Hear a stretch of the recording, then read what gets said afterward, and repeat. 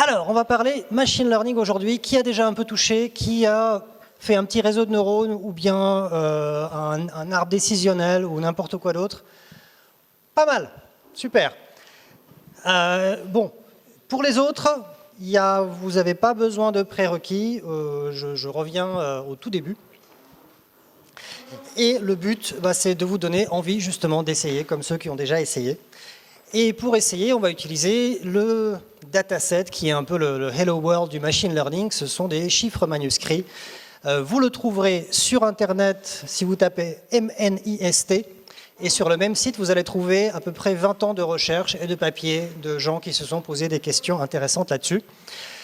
Et on est très content d'être 20 ans après, parce qu'aujourd'hui, ensemble, on va résoudre ce problème-là avec 99% de précision et à peu près 100 lignes de Python. Alors en avant, voilà, ça c'est le réseau de neurones le plus simple qu'on puisse imaginer pour traiter ces images, ces chiffres manuscrits. Donc j'ai mon chiffre manuscrit, c'est une image 28 par 28. La première chose que je fais, c'est que je l'aplatis. Je mets tous les pixels à plat dans un vecteur et ensuite je lui applique des neurones. Alors qu'est-ce que c'est des neurones?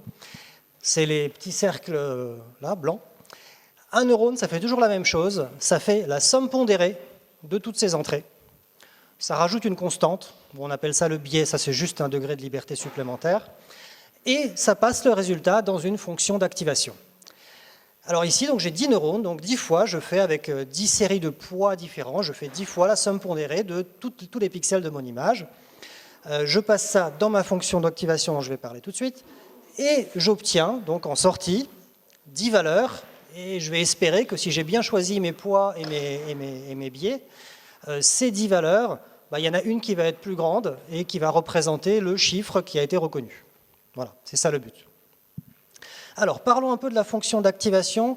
C'est un problème de classification, donc on fait confiance à nos aînés qui ont écrit des papiers là-dessus. Problème de classification, on utilise softmax en sortie. C'est la bonne fonction d'activation pour des problèmes de classification. Et softmax, qu'est-ce que c'est? C'est simplement une exponentielle. Donc je fais mes sommes pondérées, j'ajoute une constante et je passe le résultat dans une exponentielle. Une fois que j'ai mes 10 résultats d'exponentielle, je normalise.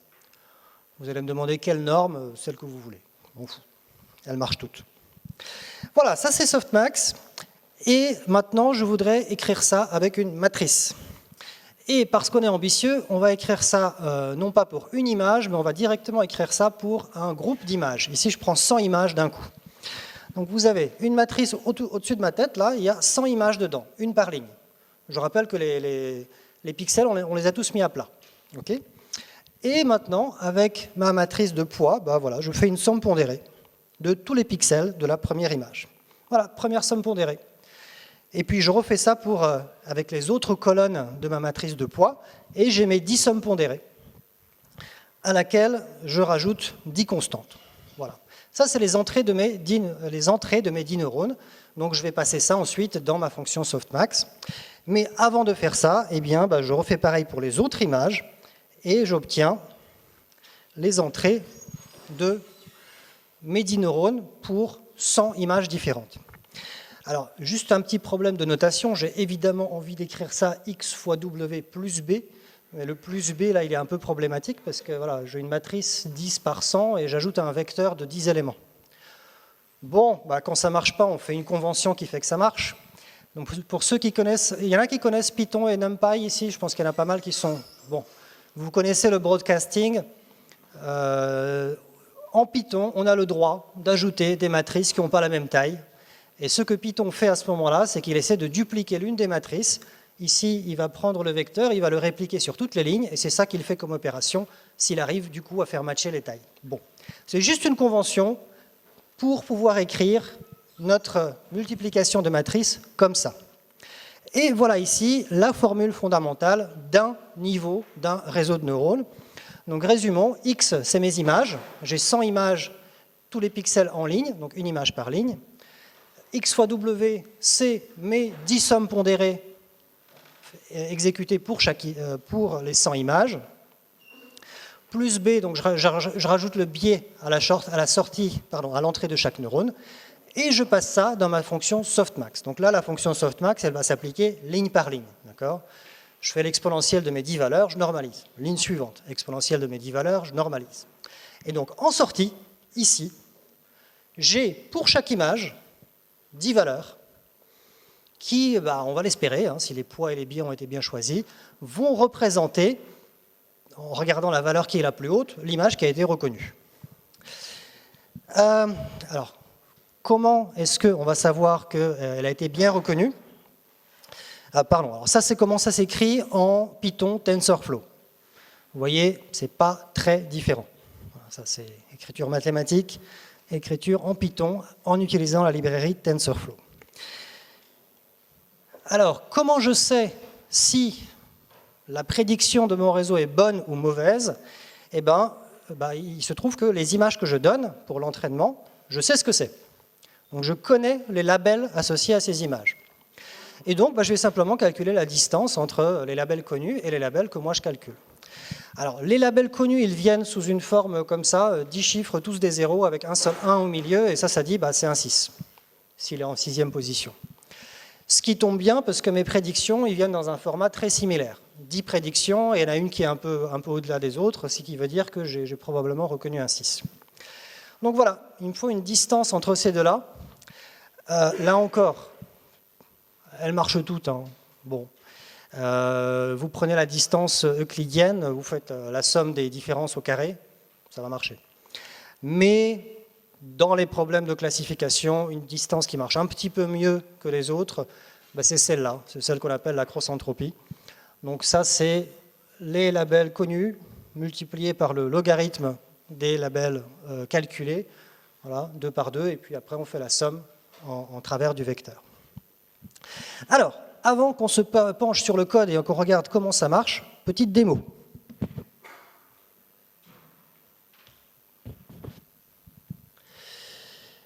Voilà, là je suis en train d'entraîner un réseau de neurones.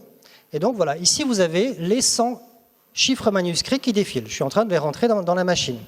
Vous avez sur fond blanc ceux qu'il a déjà reconnus et sur fond rouge ceux sur lesquels il a encore des problèmes. Bien entendu, pour tester la performance de reconnaissance de mon réseau dans la vraie vie, je ne peux pas tester sur les chiffres d'entraînement. Ça serait tricher. Ce qui m'intéresse, c'est la performance de mon classificateur sur les chiffres que moi je vais écrire dans 5 minutes, qui n'existent pas encore. Donc on se réserve 10 000 chiffres qui n'ont jamais été vus pendant l'entraînement pour tester est-ce que ça marche bien. Donc là, c'est ce que je vous montre ici. Il n'y en a pas 10 000, vous en voyez que 1000, mais j'ai classé tous ceux qui n'ont pas été reconnus en haut. Donc il y a encore 9 écrans de chiffres bien reconnus, et vous voyez là-bas tous les chiffres pas reconnus. Alors déjà, petite constatation. Vous voyez, je vous ai mis les pourcentages sur le côté. Même avec ce modèle ultra simplissime, il reconnaît déjà 92% des chiffres. Bon, c'est une affaire d'opinion, est-ce que c'est bien ou pas, mais c'est déjà pas si mal. Alors, je vous le relance parce que là, c'était un peu trop rapide. J'ai ici ma fameuse fonction d'erreur. Donc, la cross-entropie, c'est ça que je minimise pendant l'entraînement. On va voir comment tout de suite. Je l'ai en bleu sur les exemples d'entraînement et je l'ai en rouge sur les exemples de test. Bon, on constate que ça diminue, donc très bien, on est content, ça converge. Ici, j'ai simplement le pourcentage d'images reconnues qui augmente, donc là on est content. Et puis les derniers écrans que je vous montrais, c'était ceux-là. Là, j'ai justement une visualisation de mes poids et de mes biais. Donc ce qu'on constate, c'est que l'algorithme d'entraînement, en fait, il va modifier ses poids et ses biais d'une certaine façon qui font que mon réseau de neurones se met à reconnaître des chiffres. Alors vous voyez, ça c'est dans chaque bande c'est des percentiles. Ça vous donne l'intervalle dans lequel les valeurs se répartissent. Donc vous voyez ici, la seule chose qu'on voit, c'est que ces valeurs, elles partent de 0, j'ai initialisé tout à 0 au départ. Elles se répartissent entre en gros moins 1 et 1, moins 2 et 2. Bon, il faut juste que ça ne parte pas vers les 100 ou les 1000. Là, on verrait que c'est en train de diverger et on aurait un problème. Voilà. Donc là, on a un peu le principe de l'entraînement. On donne des images d'entraînement. qui font évoluer les poids et les biais, et on vérifie si c'est bon sur des images de test. Alors maintenant, rentrons un peu dans les détails, comment ça s'écrit et puis comment ça marche. Comment est-ce qu'on les fait évoluer, ces poids et ces biais? Alors, en TensorFlow, cette fois-ci, on doit définir, pour commencer, des variables. Alors, ce qu'on appelle des variables en TensorFlow, c'est des degrés de liberté du système que vous laissez au système le soin de déterminer. Donc ici, c'est justement mes poids et mes biais. Je les déclare comme des variables. En ça, je dis, s'il te plaît, c'est toi qui vas me trouver les bonnes valeurs. Pour trouver les bonnes valeurs, il va falloir entraîner. Donc entraîner, ça veut dire passer des images et des labels connus. Et pour les passer, il me faut un placeholder. Voilà, placeholder, ça veut dire ça. Ça veut dire, ça c'est quelque chose que je te donnerai plus tard pendant l'entraînement. Une petite note sur les tailles des matrices ici. Alors c'est des tenseurs parce que c'est des matrices à plus que 2 dimensions, bref. Pour les images, vous voyez, il y a non 28, 28, 1. Donc 1, c'est parce que c'est des images noir et blanc. Ça serait 3 si c'était des images couleurs. Je l'ai mis juste pour être complet. Hein. Une dimension à 1, ça ne sert à rien. 28 par 28, c'est parce que c'est des images 28 par 28. Et la première dimension, ça va être le nombre d'images dans le petit batch d'images qu'on utilise pour l'entraînement. Donc ça, pour l'instant, ce n'est pas connu. Ce n'est pas dans l'entraînement. Je vais donner 100 images, puis 100 images, etc. OK. Donc, poids et biais, c'est les variables. Les images, c'est des placeholders. Voilà. Maintenant, tout en haut, j'ai mon modèle. Ça, c'est ce qu'on vient de voir. C'est la même formule que tout à l'heure. J'ai mes images X multipliées par les poids auxquels on rajoute les biais et on les passe dans notre fonction d'activation. La seule différence, vous voyez, c'est qu'il y a écrit reshape. Bon, ça, c'est parce que mes images viennent comme des images 28 par 28 et moi, je les veux comme une seule rangée de pixels. Donc, c'est ça que fait reshape. Le -1 veut dire cette dimension-là, débrouille-toi, il n'y a qu'une seule possibilité. Bref. Alors, j'ai besoin d'un deuxième placeholder qui sont les labels connus des images. Pour chaque image, je dis aussi, ça je sais que c'est un 6, ça je sais que c'est un 1, donc ça c'est le Y underscore. Et maintenant, je peux calculer ma fonction d'erreur, la cross-entropie. Donc, comme je l'ai dit, c'est les labels connus multipliés par les labels calculés, et reduce sum fait la somme en travers du vecteur de tout ça. Les deux dernières lignes, plus compliquées, n'insistez pas là-dessus, c'est juste pour calculer le pourcentage d'images reconnues. Voilà, c'est là le cœur du problème. Maintenant, comment est-ce qu'on va effectivement déterminer les bons poids et les bons biais? Eh bien, on va utiliser quelque chose qui s'appelle la descente de gradient. Et ce qui est bien, c'est que là, TensorFlow vous aide vraiment beaucoup.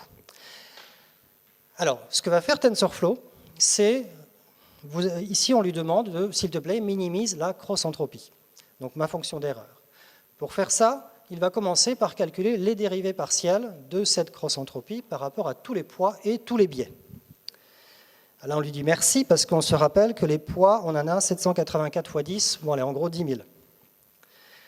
Qui a envie de faire une dérivée partielle à 10 000 variables? Ouais, pas à la main. Hein. Bon, heureusement, TensorFlow sait faire ça, et ce n'est pas numériquement, c'est faire ça de façon formelle. Donc, il va calculer toutes ces dérivées partielles. Alors, le vecteur de toutes ces dérivées partielles, mathématiquement, c'est un gradient, et le gradient, il a la propriété fantastique de pointer vers le haut, vers le bas. Bah alors, personne? Bah oui, vers le haut. Bon, nous, on veut aller vers le bas, donc on lui met un signe moins. Voilà. Et on a la direction dans laquelle il faut faire évoluer nos poids et nos biais pour aller vers des régions où l'erreur est plus petite. Alors, dernière petite précision, ce qu'on appelle learning rate, si on rajoutait juste la valeur entière du vecteur du gradient à nos poids et nos biais, on ferait des trop grands pas. Vous imaginez que vous êtes à la montagne, vous essayez de trouver le fond de la vallée. Si vous faites ça avec des bottes de 7 lieues, vous allez juste sauter d'un bord à l'autre de la vallée, vous n'arriverez jamais au fond. Donc là aussi, il faut qu'on aille doucement.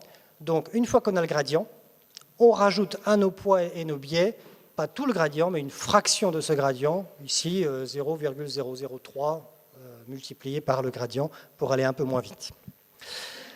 Voilà, donc ça c'est la façon dont on va entraîner. Et maintenant, donc, il faut qu'on commence à l'entraîner, c'est-à-dire qu'on lui donne les images et qu'on lui demande de effectivement faire quelque chose. Et voici la boucle d'entraînement. Alors, juste une précision, TensorFlow a un modèle d'exécution qui est déporté. C'est-à-dire que tout ce qu'on a vu jusqu'ici, toutes les instructions qui commencent par TF quelque chose, lorsqu'elles sont exécutées, ça ne calcule rien. Ça ne fait que créer un graphe d'exécution en mémoire. Et pour effectivement exécuter ces calculs, il faut qu'on crée une session et qu'on appelle session.run de un morceau du graphe. Alors pourquoi ça? Ça complexifie un peu l'utilisation, bien sûr, mais c'est là pour une très bonne raison, c'est parce que TensorFlow est fait pour faire du calcul distribué. Et donc, pour qu'il puisse vous fournir des services utiles pour le calcul distribué, il faut qu'il connaisse votre graphe de calcul. Voilà. Un des services utiles qu'il va pouvoir vous fournir, c'est si vous décidez de distribuer un bout du calcul sur une machine et un autre bout du calcul sur une autre machine, vous aurez juste à dire celui-là je le veux là, celui-là je le veux là. Comme il connaît le graphe, il pourra tout seul envoyer les variables entre les deux comme il faut, et ça sera une chose de moins que vous aurez vous à faire. Voilà, alors qu'est-ce qui se passe ici? Donc, on fait une boucle. À chaque itération, vous voyez, je charge 100 images, le next batch, et j'exécute session.run de trainStep. Alors, qu'est-ce que c'est que trainStep? C'est ce qu'on a obtenu ici, lorsqu'on a demandé à notre optimiseur, s'il vous plaît, optimise-moi la cross-entropie. Donc, trainStep, c'est la partie du calcul qui, effectivement, calcule le gradient et l'applique à nos poids et nos biais pour les faire évoluer. Vous voyez aussi la façon dont on passe les images ici. Bon, ça c'est juste de la syntaxe. C'est-à-dire quand on exécute session.run, il faut passer un feed dictionary et dans ce dictionnaire, vous voyez les clés x et y underscore, c'est ce qu'on a défini tout à l'heure comme des placeholders. Donc c'est comme ça qu'on rentre des valeurs dans les placeholders. Donc voilà, ce qui se passe là, c'est simplement, on tourne, et à chaque tour, on charge 100 images, on fait évoluer les poids et les biais. On charge 100 images, on fait évoluer les poids et les biais. Tout ce qui est en dessous, c'est juste pour l'affichage. Ça, c'est du cosmétique, c'est pour calculer la précision et la cross-entropie et pouvoir la mettre à l'écran pour avoir des jolies courbes qui bougent. Voilà. Donc, ça, c'est petit résumé. Variable, les degrés de liberté du système, c'est TensorFlow qui va les déterminer. Placeholder, c'est nous qui allons les valeurs que nous, on va fournir pendant l'exécution. Donc ça, c'est nos images et nos labels connus. Ensuite, j'ai mon modèle. Je calcule la fonction d'erreur. Tout en haut là-bas, j'ai mon pas d'optimisation. Je lui demande de minimiser ma fonction d'erreur. Et ensuite, je tourne, je charge 100 images. Je fais évoluer mes poids et mes biais. Je charge 100 images, etc. Voilà. Donc ça, c'est 100% du code. Il n'y a pas plus, c'est 100% du code. Bas niveau, puisque là, on est au niveau de la multiplication de matrices pour faire tourner notre réseau de neurones en TensorFlow. Alors, donc, petit rappel des ingrédients qu'on a dans notre... Oui, le deep learning, c'est beaucoup de cuisine. Donc là, je vous montre une recette. C'est assez utile de connaître des recettes. Donc, on a vu le principe de mini-batching pour appliquer sur un petit batch d'images en même temps. Et puis, pour les problèmes de classification, la fonction d'activation classique, c'est softmax. La fonction d'erreur classique, c'est la cross-entropie. OK. Qui est content avec 92% de précision? Oui, c'est ce qu'on avait obtenu. À 92, c'est-à-dire sur 100 images chiffres manuscrits, il y en a 8 qu'on loupe. C'est horrible. On ne peut pas mettre ça en prod. Bon, alors il va falloir faire mieux. Donc, on a dit deep learning, donc on va rajouter des couches, on va rajouter des couches en profondeur. Voilà ce que je vous propose comme nouvelle architecture de réseau. Alors déjà, pourquoi est-ce qu'on a le droit d'ajouter des couches? Vous aviez vu que tout à l'heure, un neurone faisait une somme pondérée de tous les pixels. Dans la couche d'après, un neurone fait une somme pondérée de toutes les sorties de la couche d'avant. Voilà. Et du coup, on peut en mettre autant qu'on veut. Oui.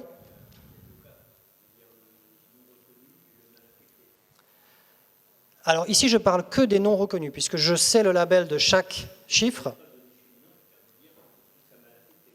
Un mal affecté, c'est-à-dire?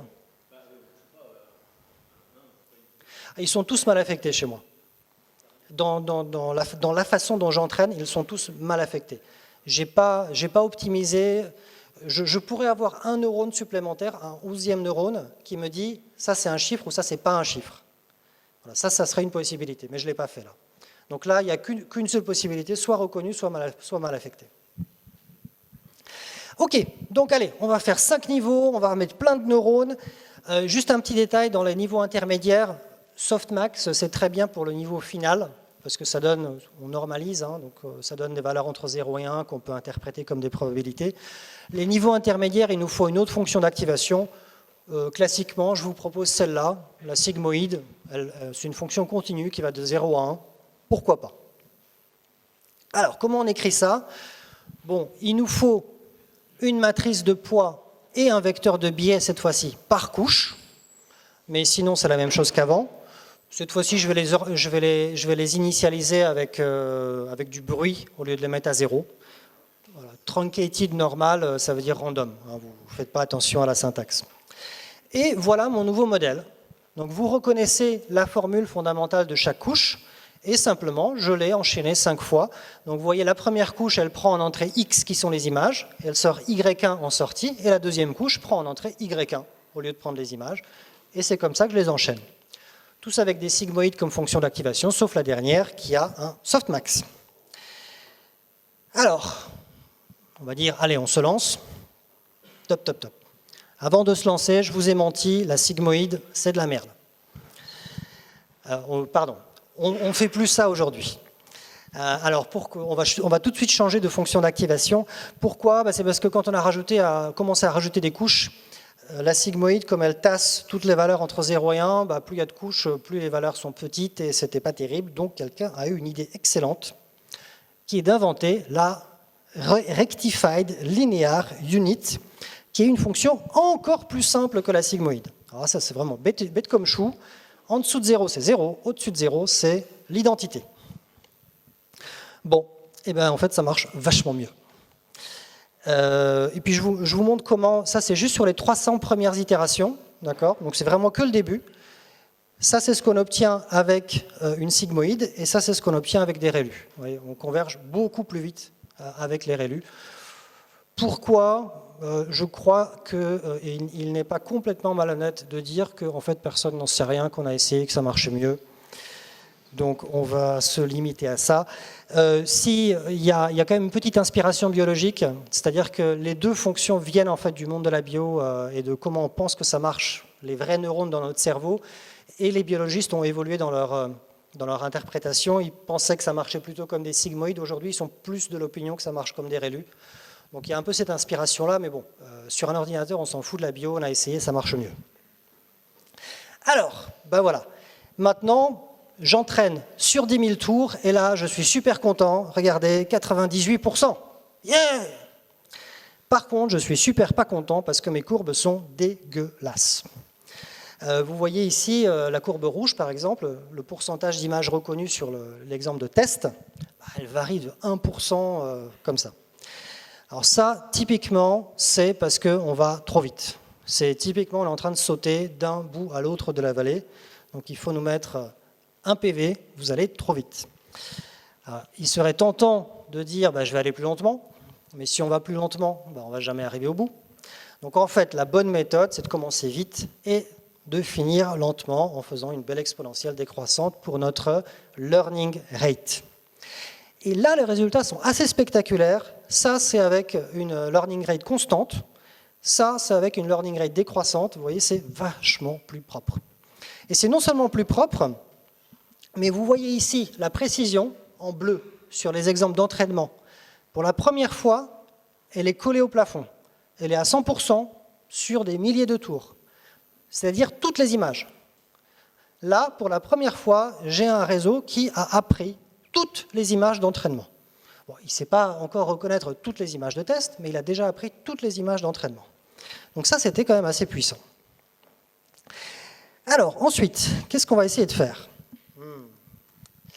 Là, je vais vous montrer ça en démo.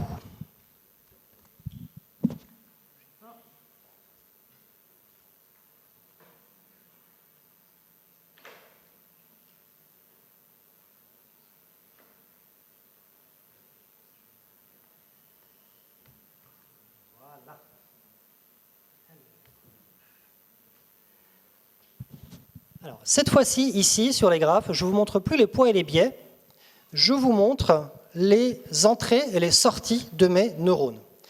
Et donc, je rappelle, c'est des percentiles, donc j'ai 5 bandes, je crois, donc il y a 20% de toutes les valeurs prises par les entrées, là, et là, les sorties des neurones dans chaque bande.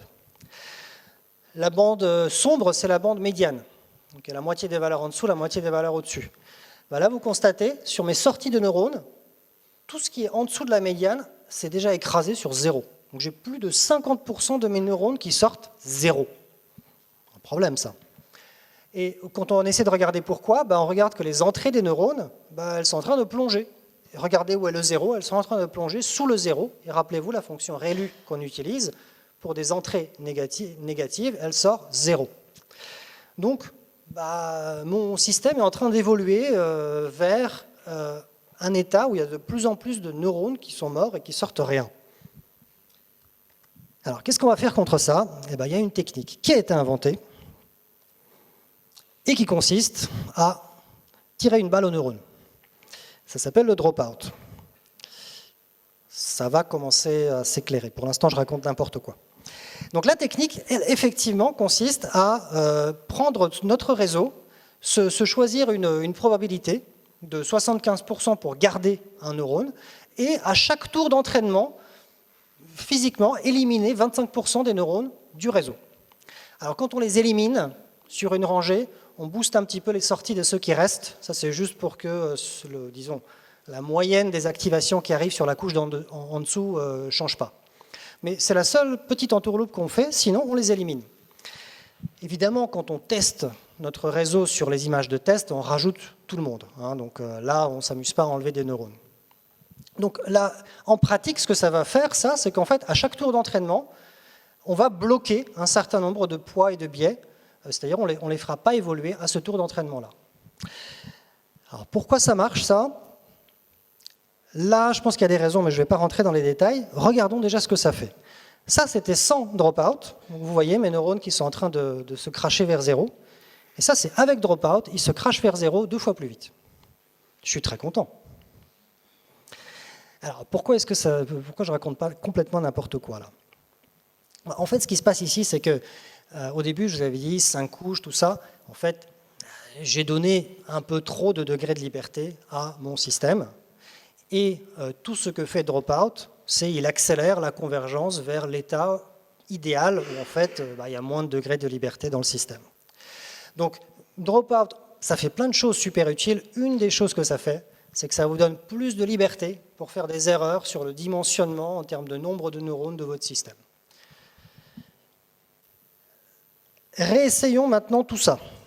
Résumons. Ça, c'est ce que j'avais tout au début, 5 couches sigmoïdes. Ça, c'est en remplaçant ma sigmoïde par des ReLU. Donc, je vous avais montré tout à l'heure que ça démarre plus vite, mais ça finit plus haut aussi. Vous voyez, j'étais un peu en dessous 98%, je suis un peu au-dessus maintenant. Ça, c'est avec une learning rate qui décroît. Alors là, c'est génial, mes courbes sont vachement plus propres, et je suis à 98,2, cette fois-ci stable, au lieu d'y arriver par petits pics. Et ça, c'est avec dropout. Donc, ici, je ne suis pas monté à plus en termes de précision, mais je ne suis pas descendu non plus. J'ai rajouté un peu de bruit, vu la technique, on leur tire quand même des balles dans la tête à nos neurones, donc ça rajoute forcément un peu de bruit, mais ça n'a pas d'effet négatif ici, et vous voyez que sur la fonction d'erreur, c'est un petit effet intéressant sur lequel on va revenir un peu plus tard. Mais, quoi que je fasse, avec ce que j'ai fait là, je suis coincé à 98%. Et si je regarde mes courbes, toutes mes courbes ici, il y a toujours une constante que je vois, c'est que je vois toujours ma fonction d'erreur sur les exemples d'entraînement qui arrive bien jusqu'à 0. Ça, on est content, c'est ça qu'on cherche à faire. Mais ma fonction d'erreur sur les exemples de test, elle descend, puis au bout d'un moment, elle décolle de la fonction d'entraînement. Elle ne descend plus. Alors, c'est normal, parce que l'algorithme d'entraînement, il n'a jamais vu les exemples de test, par définition. Donc il ne peut rien faire pour eux. Mais selon la distance entre ces deux courbes, on va dire que c'est plus ou moins problématique. Et en général, quand les experts voient ça sur des courbes, ils disent que c'est du overfitting. Et on va leur demander leurs avis aux experts. Overfitting, ça fait quoi? Alors, overfitting, en général, c'est parce que vous avez trop de degrés de liberté. Imaginez donc trop de neurones. Imaginez, j'ai tellement de neurones qu'en fait, je peux stocker physiquement l'ensemble de mes images d'entraînement dans les poids de ces neurones. Ça marcherait, le système serait capable d'apprendre par cœur toutes mes images d'entraînement, mais dans le vrai monde, il ne serait pas terrible. Donc, en fait, dans un réseau de neurones, il faut l'obliger, il faut le restreindre en degré de liberté pour l'obliger à généraliser et pour que l'expérience acquise sur les images d'entraînement se transmette en bonne performance sur des vraies images du vrai monde. Alors, le corollaire de trop de neurones, c'est pas assez de données. Même si j'ai un petit nombre de neurones, si j'ai très peu de données, je peux toujours tous les stocker, je peux toujours stocker toutes mes données dans le peu de neurones que j'ai. Et ça, malheureusement, c'est le nerf de la guerre pour les réseaux de neurones. Il faut beaucoup de données d'entraînement. Et puis, si j'ai tout bien fait, si j'ai comme ici, j'ai un réseau à peu près bien dimensionné, et puis j'ai mis du drop-out pour, si jamais je l'ai un peu surdimensionné, que ça ne soit pas trop grave. Et j'ai joué avec ma learning rate et je suis assez content. Je pense que j'ai bien fait mon travail et j'arrive quand même pas à passer au-dessus de 98. Là, c'est la troisième conclusion. Tout simplement, avec ce réseau-là, je ne peux pas extraire plus d'informations de mes images. Il va falloir changer d'approche. Alors, changeons d'approche. Alors, qu'est-ce qu'on a fait de pas bien? Une idée? Il y a un truc qu'on a fait qui est horrible. Non? Oui? Comment? Alors ça, c'est mal, mais c'est pas horrible. Non, ce qu'on a fait d'horrible, c'est qu'on essaie de reconnaître des... Ah oui, vas-y. Oui, on a des images. Les chiffres, ça a des petites courbes, ça a des ronds, ça a des traits. Et nous, on a mis tout ça à plat dans un seul vecteur. On a perdu toute notion de forme. C'est horrible. Et c'est pour ça que ça ne marche pas. Donc, nous allons remédier à ça, et pour ça, il y a des gens qui ont cherché et qui ont trouvé une nouvelle classe de réseaux de neurones qu'on appelle les réseaux convolutionnels et qui savent reconnaître les formes. Alors, comment ça marche un réseau convolutionnel? Alors, cette fois-ci, donc là où je vous ai représenté l'image, je reviens au cas général où c'est une image couleur. Donc, il y a 3 valeurs par pixel, rouge, vert, bleu. Cette fois-ci, un neurone va faire une somme pondérée de uniquement une petite région de l'image, 4 par 4 ici. Et je vais balayer mon image avec les poids de cette petite zone. Alors attention, c'est ça qu'il faut bien comprendre, c'est là qu'est le gros changement. Cette fois-ci, j'ai juste une série de poids, et quand je me déplace sur le pixel d'à côté, je réapplique la même série de poids. Tout à l'heure, quand on avait une couche normale, chaque neurone avait ses poids à lui. Ici, c'est juste une somme pondérée, et je réapplique la même somme pondérée sur toute l'image. Donc je fais ça en X, je fais ça en Y. Évidemment, je rajoute un peu de pixels bidons sur les côtés pour avoir en sortie exactement 28 sur 28 valeurs. Et voilà, on appelle ça une convolution. Par contre, ma matrice de poids, donc j'ai combien de poids pour faire cette somme pondérée? Exactement autant qu'il y a de pixels au-dessus, c'est-à-dire 4 fois 4 par 3, ce qui fait 48. J'avais presque 10 000 poids tout à l'heure. J'en ai 48 maintenant. Je n'ai pas un petit problème. Je n'ai pas assez de degrés de liberté. Alors, si je veux plus de degrés de liberté, simplement, je refais l'opération avec d'autres poids. Voilà, c'est tout. Et je peux faire ça autant de fois que je veux, si je veux rajouter d'autres degrés de liberté. Alors maintenant, on va juste noter ça différemment pour avoir un seul tenseur ici. Donc, je coalesce ces deux tenseurs en un en rajoutant une dimension au bout. Et j'ai une transformation convolutionnelle entre une couche et une autre couche. Donc là, on peut lire les différentes dimensions. Les 2 premiers chiffres, c'est la taille du petit patch, 4 par 4. Le 3, c'est le nombre de channels en entrée. Et le 2, c'est le nombre de channels en sortie. C'est-à-dire combien de petits patchs différents j'applique à mon image. Alors, une fois de plus, ces poids-là, pour l'instant, je ne sais pas ce que c'est. Je vais demander au système de les déterminer pour moi via l'entraînement. Alors, dernière chose, maintenant que j'ai formalisé ça comme ça, bah, voilà, j'ai patch, nombre de couches en entrée, nombre de couches en sortie, bah, je peux en enchaîner autant que je veux de ces couches. Et il faut juste que je résolve un dernier problème, c'est que bah, j'ai une image en haut, mais en bas, je veux 10 valeurs. Donc il va bien falloir condenser l'information. Alors traditionnellement, on faisait ça avec une couche de subsampling, c'est-à-dire qu'on disait, bon, bah, mes petits patchs, ils vont reconnaître des petits bouts de forme, donc je vais garder la valeur où ils l'ont reconnu le plus fortement sur un petit carré. Bon, on ne fait plus ça. On s'est rendu compte que simplement pour avoir moins de valeur, bah, il suffisait de passer le patch de 2 en 2 au lieu de le passer de 1 en 1. Si je le passe de 1 en 1, j'ai 28 par 28 valeurs en sortie. Si je le passe de 2 en 2, j'ai 14 par 14 valeurs en sortie. J'ai baissé. Donc les réseaux convolutionnels modernes sont entièrement convolutionnels. Il n'y a pas d'autres couches. C'est plus simple. Et voilà le réseau qu'on va utiliser. Donc, tout en mon image, un seul channel. C'est une image noir et blanc. Première couche convolutionnelle, donc on va de nouveau lire la taille de nos poids. 5, 5, c'est-à-dire c'est un petit patch de 5 par 5. 1, ça veut dire j'ai un channel en entrée, mon image est monochrome. Et 4, ça veut dire que bah, je vais appliquer 4 de ces séries de poids différents pour avoir 4 petits patchs que je passe sur toute l'image. Voilà, on passe à la couche d'après. Cette fois-ci, je passe à un pas de 2. Donc c'est pour ça que j'obtiens, au lieu d'avoir 28 par 28 valeurs, j'ai plus que 14 par 14 valeurs. Et le petit patch, je le fais 4 par 4. Et bah, j'ai 4 channels en entrée, ça c'est le nombre de channels de la couche d'avant. J'ai 8 channels en sortie. Et je réapplique une couche convolutionnelle, encore un pas de 2. Donc je réduis encore la taille du nombre de valeurs en sortie. Cette fois-ci, je suis à 7 x 7. Et j'augmente encore un petit peu le nombre de channels. Ensuite, j'applique une couche normale, comme on l'a vu tout à l'heure, c'est-à-dire la couche que j'ai appelée fully connected ici. Un neurone de cette couche fait une somme pondérée de toutes les valeurs du petit cube de valeurs 7, 7 x 12 juste au-dessus. Et puis à la fin, ma couche softmax. Eh bien, en avant, on va regarder ce que ça donne.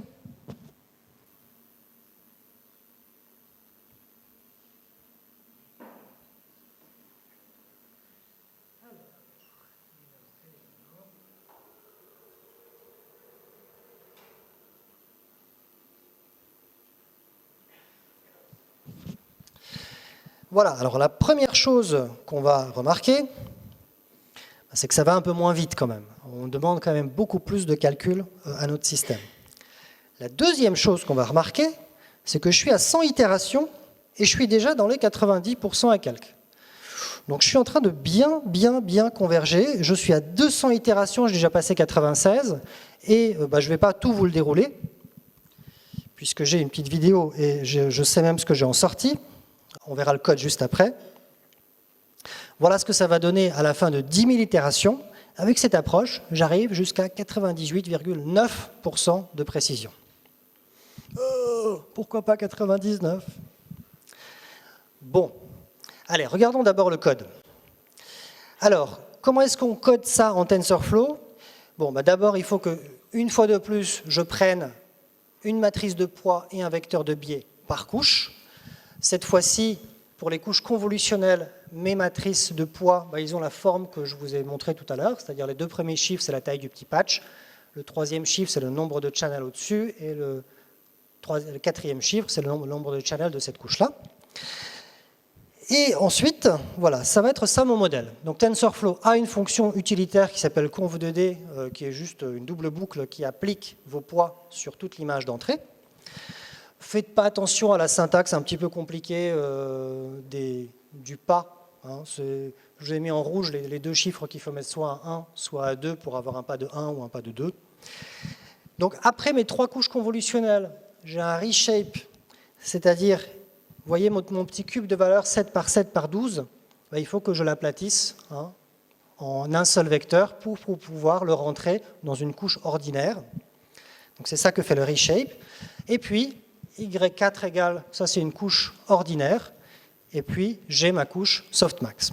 Donc ça c'est le modèle convolutionnel. Par rapport au code que j'avais tout à l'heure, j'ai changé mon code d'initialisation, la définition de mes variables et mon modèle. C'est tout. Tout le reste du code est le même. Et donc avec ça, j'arrive à 98,9%.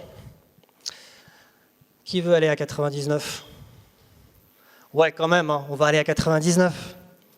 Allez, on va aller à 99. Alors, regardons les courbes. Qu'est-ce qu'on voit de bizarre? Ben, regardez cette courbe d'erreur, la rouge, la courbe d'erreur sur mes exemples de tests. Je vous avais dit tout à l'heure, au début elle descend, c'est bien. Ensuite, elle descend, elle se désolidarise de la courbe d'erreur sur les exemples d'entraînement. Ça, on a vu, c'est l'overfitting, il y a des choses pour un peu mitiger ça, mais on a vu aussi que c'était normal, elles ne peuvent jamais être inversées. Mais après, elle repart vers le haut, la coquine. Alors ça, par contre, ça m'embête un peu. Est-ce que vous connaissez une technique qui nous permettrait de la régulariser? Est-ce que vous vous rappelez d'une technique? Oui, drop-out. J'adore shooter les neurones. Et donc, on va faire du drop-out. Alors, on va faire un tout petit peu plus que ça. En fait, et ça, je vous le montre parce que c'est une technique, c'est un truc qu'on utilise souvent, c'est-à-dire une méthode. Pour avoir un bon réseau, vous allez le contraindre un peu trop. Ici, je l'ai contraint un peu trop. Je sais que je peux faire mieux que 98,9 avec cette approche-là. Je le contrains un peu trop. Et une fois qu'il est un peu trop contraint, vous lui donnez un tout petit peu plus de degré de liberté et vous rajoutez du drop-out. Là, vous obtiendrez un réseau qui est à peu près bien dimensionné et à peu près optimal, autant en termes de taille, c'est-à-dire de performance de calcul, qu'en termes de performance de reconnaissance. Donc c'est ce que je vais faire ici. Vous voyez, je prends des patchs un tout petit peu plus grands, 6,6, 5,5, 4,4, et au lieu d'en avoir 4, 8 et 12, j'en prends 6, 12 et 24. Donc plus de degrés de liberté. Et sur la couche fully connected, la couche normale, je rajoute du dropout. Allons voir ce que ça donne. Cette fois-ci, je vous le passe en vidéo parce que ça met un peu de temps à converger. C'est parti. Bientôt. Voilà. Alors vous voyez que la précision, elle se colle au plafond. Je vais être obligé de zoomer pour voir où est-ce qu'on en est. J'ai zoomé, repéré où est le 99%. Eh bien, on est au-dessus. Ça y est, on a réussi. Et juste pour finir, donc on arrive avec cette approche à 99,3%. Le record du monde avec le papier qui a fait le record là-dessus, c'est 99,7%. Donc vous voyez, on n'est pas si mal avec nos quelques 100 lignes de Python ici. Et juste pour finir, je vous montre ce qu'a fait Dropout sur cet exemple, parce qu'il a fait un truc un peu merveilleux. Ça, c'est ce que j'avais sans Dropout. Alors là, on est déjà au-dessus de 99. Ça, c'est juste l'effet de la learning rate qui décroît. Donc là, j'ai réglé ma learning rate sur une belle exponentielle décroissante. J'arrive déjà au-dessus de 99. Mais j'ai toujours mon problème de fonction d'erreur sur mes exemples de tests qui repart vers le plafond. Je rajoute du dropout, et j'ai gagné 0,2% en précision et j'ai réussi à régulariser ma fonction d'erreur là-bas. 0,2% en précision, on est en train de se battre pour le dernier pourcent. Donc les dixièmes, il n'y en a que 10. Avec une petite technique à la noix qui consiste à shooter des neurones, j'ai gagné 2 dixièmes. C'est juste absolument génial, j'adore. Voilà. Donc voilà tout ce qu'on a vu aujourd'hui. C'est une recette. Alors, il y en a plein en machine learning, mais je voulais partager avec vous une recette du début à la fin. Comment on fait pour faire un réseau de neurones qui reconnaît bien des chiffres manuscrits. Donc on a fait ça en TensorFlow. TensorFlow, c'est un projet open source, vous pouvez le télécharger et l'utiliser chez vous. Très bientôt, chez Google, on ouvre un service qui s'appelle CloudML, qui va vous permettre de faire tourner vos codes TensorFlow chez nous, sur notre infra. Et en particulier, on a une infra qui est dédiée réseau de neurones, avec des puces qu'on a fabriquées nous-mêmes pour ça. Et d'après les ingénieurs qui ont bossé là-dessus, ces puces-là tournent à peu près 10 fois plus vite que les cartes graphiques les plus rapides du marché aujourd'hui. Donc c'est extrêmement utile, alors à la fois pour la recherche, parce que quand on fait des vrais réseaux de neurones, on a facilement un truc qui met 2, 3, 4, 10 heures à converger. Donc x10 là-dessus, ça permet d'itérer beaucoup plus vite. Et ça va marcher aussi pour servir les résultats du réseau, parce que si vous mettez un réseau de neurones comme ça en prod et que vous avez des millions de clients dessus qui le sollicitent, bah, là aussi ça devient critique de pouvoir servir cette charge de façon efficace. Voilà, et pour les gens, j'ai dépassé de 12 secondes. Et pour les gens qui ne voudraient pas entraîner de leur réseau de neurones, on a aujourd'hui 3 réseaux pré-entraînés qui existent, que vous pouvez utiliser en tant qu'API. Une API de reconnaissance d'images, de paroles, et puis Google Translate, qui existe depuis longtemps, mais qui utilise aujourd'hui beaucoup de machine learning et de réseaux de neurones.